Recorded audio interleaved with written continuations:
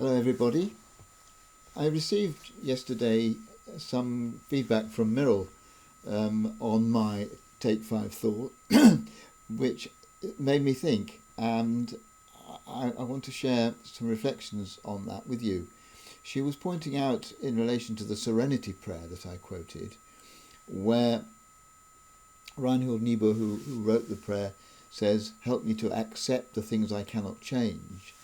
That actually there are a lot of things in our world, a lot of injustice and a lot of cruelty, which we can't change, not completely of course, but the idea that we should accept it as though it was normal and something we just have to put up with is abhorrent, and we should be constantly working against it, taking whatever means we can to play our part in combating it.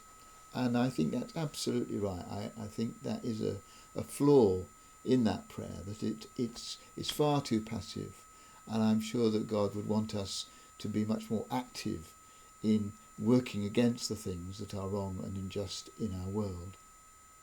And we can change them. We are able, by the often small things that each of us can do cumulatively, to make changes to the world for the better.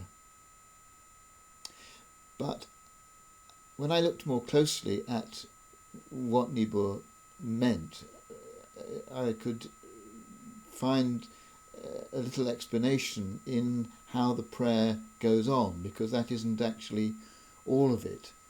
And after saying that we need the serenity to accept the things we can't change and change the things we can, and the wisdom to know the difference, he goes on to say that we need to take, as Jesus did, this sinful world as it is, not as I would have it, trusting that you, God, in other words, God, will make all things right if I surrender to your will.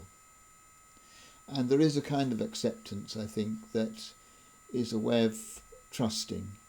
It's not denying that we need to play our part, but it's accepting the fact that God is involved with us in a much more powerful and effective way than we can ever be, in working to make his world better and to get rid of the things that are contrary to his will. And then there's another kind of acceptance which is just common sense, really. There are things in life which we can't change, and if we get all upset and anxious about them, we're just unnecessarily giving ourselves anxiety. There's the nice story about the traveller who went to, who was passing a farmer and said, by way of conversation, what's the weather going to be like tomorrow? And the farmer said, well, I know I'm going to get the weather I like. And the traveller said, well, how do you know you're going to get the weather you like? And he said, well, since I find that I often don't get the weather I like, I've learned to like the weather I get. And I think that there's a sense that in life we sometimes need just to accept what's happening to us and make the very best of it. Perhaps that's something particularly true now during this COVID lockdown. And I think my aim today is going to be try to discover the different kinds of acceptance.